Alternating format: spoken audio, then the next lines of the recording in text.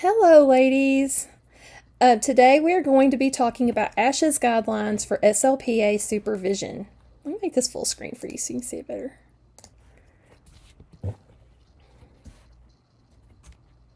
Our learning objectives for today are understanding what supervision involves, learning ASHA's specific supervision requirements for SLPAs. So supervision basically means you're guiding and evaluating an assistant's work. This happens in lots of different career fields, don't you agree? We have people who have to be supervised legally, like SLPAs and CODAs and PTAs. And then in other jobs, even when you're working at McDonald's, you have to be supervised when you're learning how to use that equipment or someone can get hurt. The same rules apply with SLPs and SLPAs. They're to protect all the parties, the SLPA, the client or the student, and the SLP. Because ultimately, as you can see on the third point, the supervising SLP has final responsibility for the outcomes of the students, clients, or patients. Now, supervision is a shared responsibility between the SLP and the SLPA. We'll talk about documenting that supervision later in the slideshow, but let's just start there with saying that the SLP and the SLPA need to be a good team. They need to have good communication. And if you're struggling with that, be open and honest about it so that you can fix the communication issues that you might be having so that you can have the most effective therapeutic relationship that you can. So SLPAs are going to be supervised, of course, by the tasks that the SLP tells them to do. They're also going to be supervised by the work that extends the SLP services. So basically, what I'm hopefully training you to do is to be able to be an extension of the SLP when it comes to the therapy that they're given to the students, clients, or patients. So you are going to be the provider of those services. You're going to be making a difference with those students, clients, and patients. And of course, this is going to be so repetitive, you're going to really hate hearing this whole ethics seminar, but we have to be very cognizant and only do the tasks that are within the SLPA approved scope of practice. Supervisors are legally accountable for all of the SLPA's actions. So they are the ones that say yay or nay, and if something happens, they're the ones that are going to have the liability. As you can see on the third point, we have vicarious liability over the SLPAs. So when we carry the risk. If something were to happen in the sessions, the SLP is completely and utterly holding the risk on their shoulders. So they also are in charge of making sure that the SLPAs are doing what is done, and they need to make sure that they are not doing what they're not supposed to be doing. So supervisors, a lot of times will use a direct style that ensures that the assistant restricts clinical activities to prescribed tasks. So they may be very clear, give you a checklist, you can do this, you can't do this, this is what I'm comfortable with you doing, what you aren't comfortable doing. The assistants are going to work under the license of the supervisor. And those roles and responsibilities, also known as your scope of practice, have to be followed by the letter. And an assistant position, remember, it's not a career path for independent practice. If you want to be an independent practitioner one day, then you're going to have to enroll in a master's degree program to be a speech-language pathologist. Then after you finish that, you're going to have to do a clinical fellowship year. And then you will be an independent practitioner. So as an SLPA, you have such an important job and a job to be very proud of. And that is making a difference with the clients, students, and patients that you're going to be working with as an extender of the SLP doing the therapy. Just remember, you have to stay within that scope of practice. So different items determine what you can do. And what I mean by this is there are different things that help the SLP be comfortable with you taking over a situation or doing a task. Your academic preparation and training and experience as an assistant will help your SLP to be comfortable with you taking certain students under your wing and helping them and assigning them to you, basically. You need to be able to understand the needs of the clients And also the needs of the clients. There's two ways to think about that.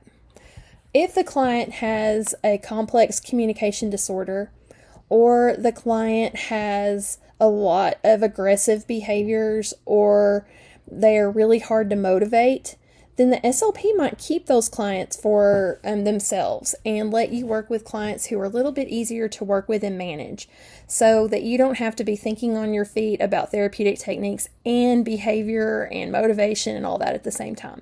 So once they see you work with different types of clients, they'll be more comfortable with you serving those students, depending on your experience and your comfort level working with different clients with different needs.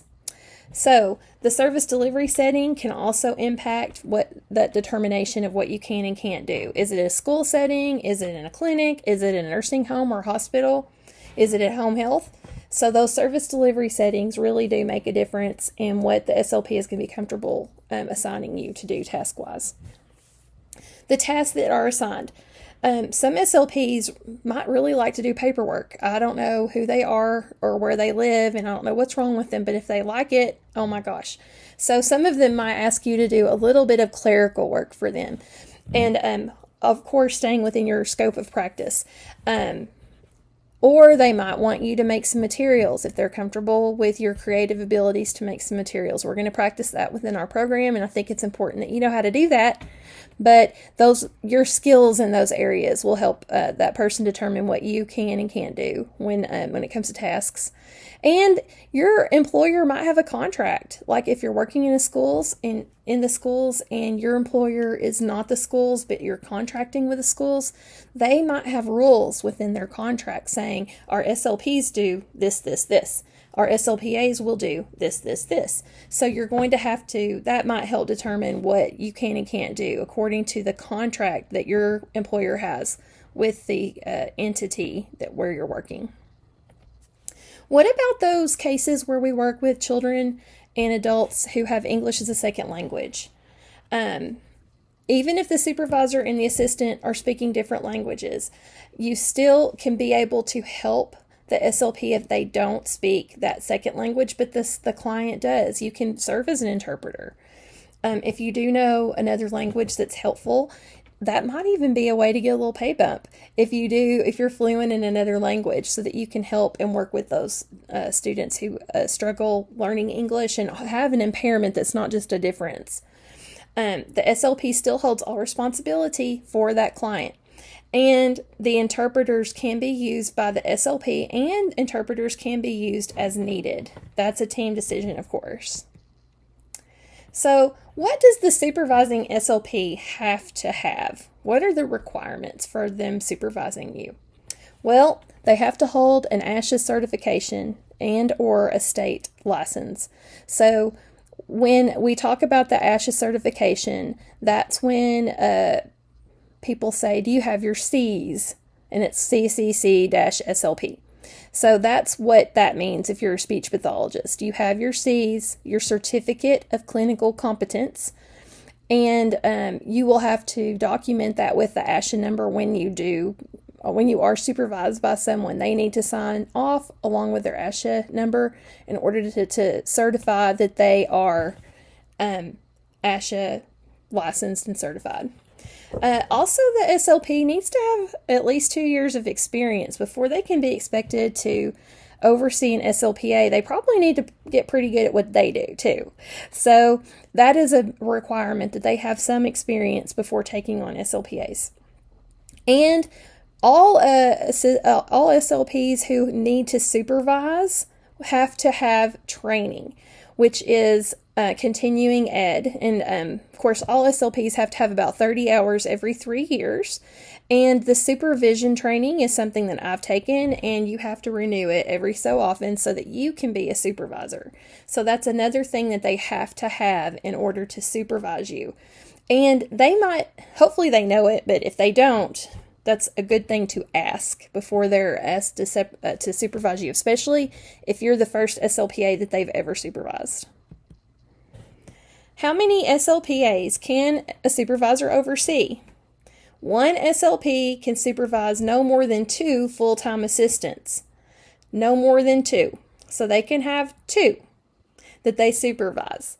The supervisors have to manage and keep an eye on their caseload so the quality isn't affected. It might be easy, since there are a lot of demands on SLPs, for them to just kind of let the SLPAs go and run with it. And a lot of SLPs are so excellent, it's easy to do that. But they still have to supervise and manage those caseloads and look at the data and have conferences with you so that they can know exactly what the students, clients, or patients are doing, so that they can recommend things, or they can you can recommend some things and they can say, oh, I think that's a great idea. It just depends on your communication effectiveness with the SLP as to whether or not you do those, whether or not you can feel comfortable recommending things. But you'll find your way with that. So what are the responsibilities of supervisor? Really, the supervisor has most of the responsibilities in this dichotomy. 1, they need to ensure all assistant actions are ethical and assigned. That means they have to make sure you understand ethics. They have to understand that you are only to work on the things that are within your scope of practice. They need to be the one to communicate with the clients when services are delivered by an SLPA. They need to let the clients or the family of the client know that this will be these services will be performed by an SLPA. They will need to create a detailed supervision plan. So that basically means you're going to be on a calendar, and they're going to make sure that they've done the right direct and indirect observations of you and supervision of you during the week or month. They have to evaluate the SLPA skills regularly to make sure that you are doing what you know how to do, and provide ongoing training and support. They can model how to do certain things that they have found to be effective for you. They can also just ask you a few questions to see where you are in a skill, so that they can know and feel comfortable assigning you a client that has that issue. They modify the treatment plans. So basically, they're going to create a treatment plan. You can communicate when you're having a session with your SLP. I don't know if this treatment plan is working. Can you give me some guidance on what we can do? And they might just teach you another technique that doesn't involve having to do a brand new teaching or treatment plan, or they might redo the treatment plan for you to follow. Also, they make final case decisions, meaning they are the ones that make sure that the student, client, or patient is ready to be dismissed from services, either because they've met all their goals or because they've been in their therapy for so long and haven't made adequate progress. Their prognosis isn't good, so that they have to finally end services. So here's where we talk about documentation of the supervision. The SLP must keep records of the supervision required and the SLP performance and progress.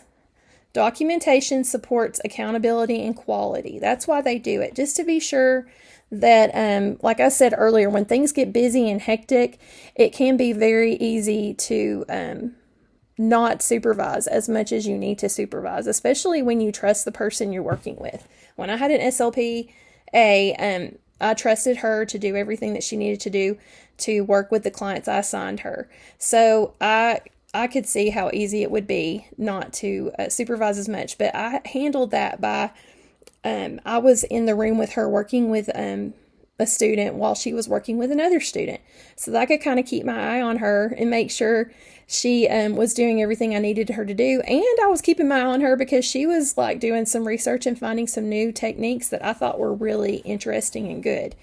Of course, she was in graduate school when she was my SLPA, so she was learning all kinds of things too. And I'm an old dog that likes to learn new tricks, so that was a good thing for me. But it also ensured that I kind of had eyeball to eyeball knowledge of what she was doing every week. So what is direct supervision?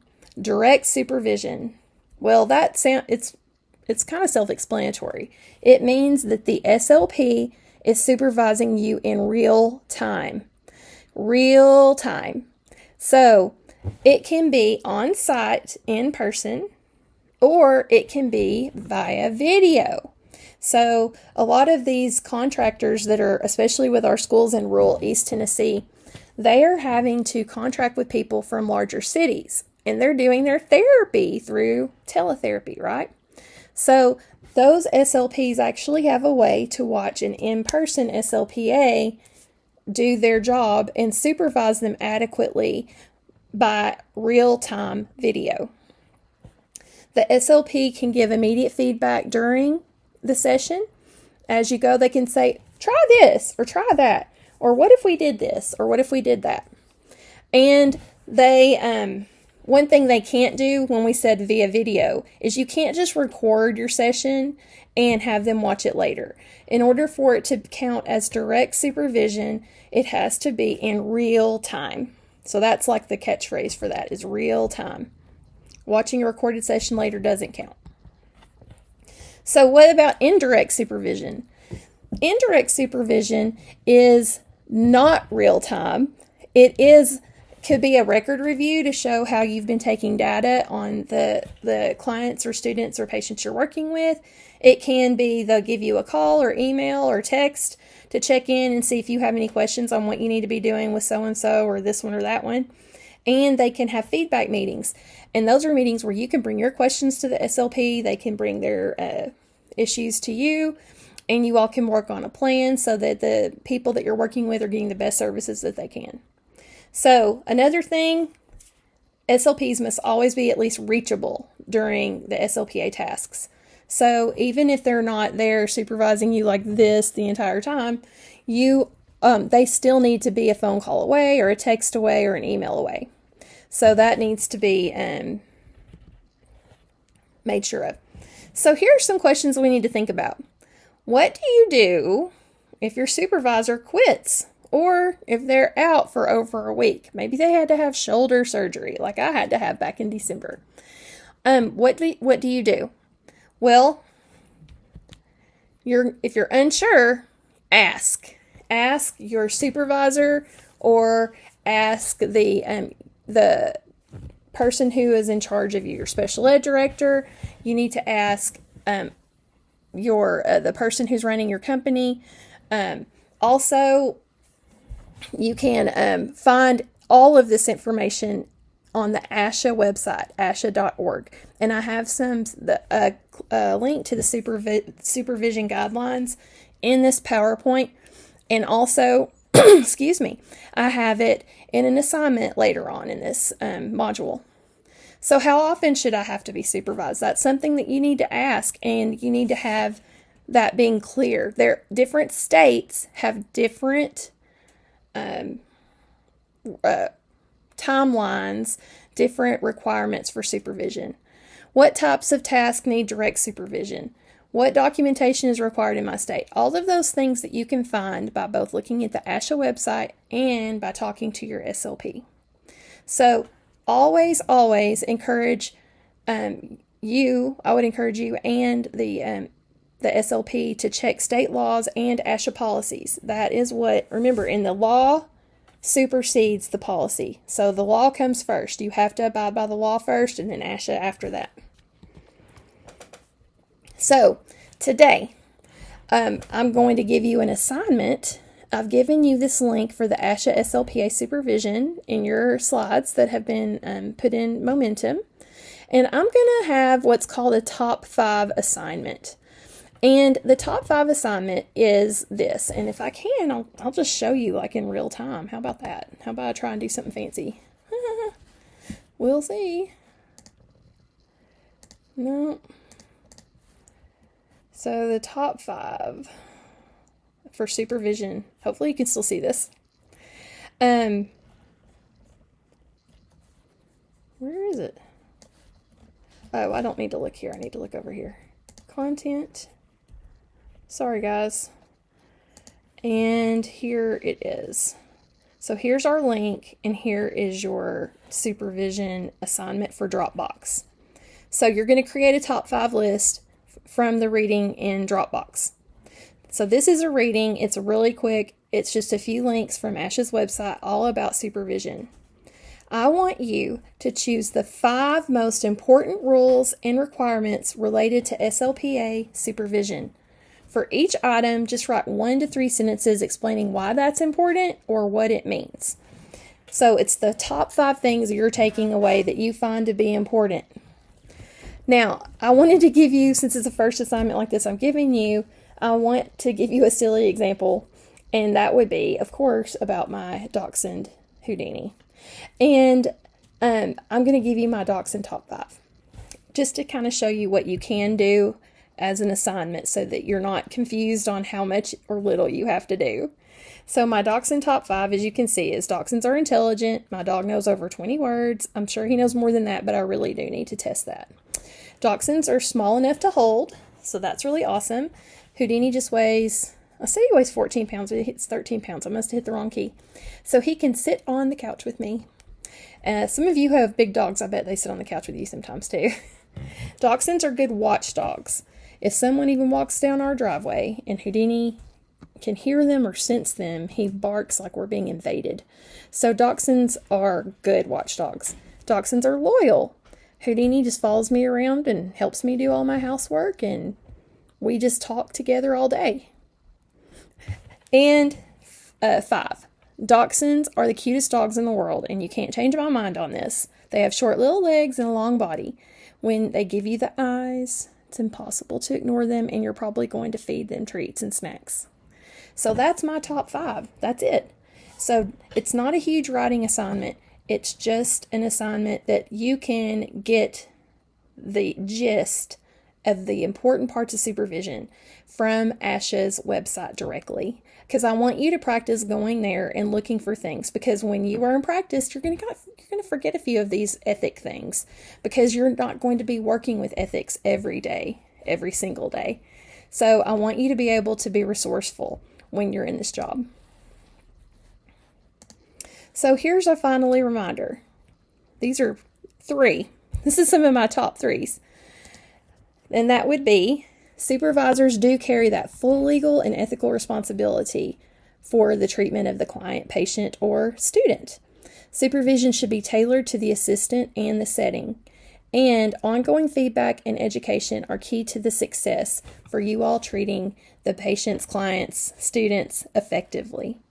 If you have any questions, shoot me an email at sextond1@roanstate.edu. Get that assignment turned in through Dropbox, and I think you might have a quiz as well. Good luck on those assignments, and have a really great week. Bye-bye.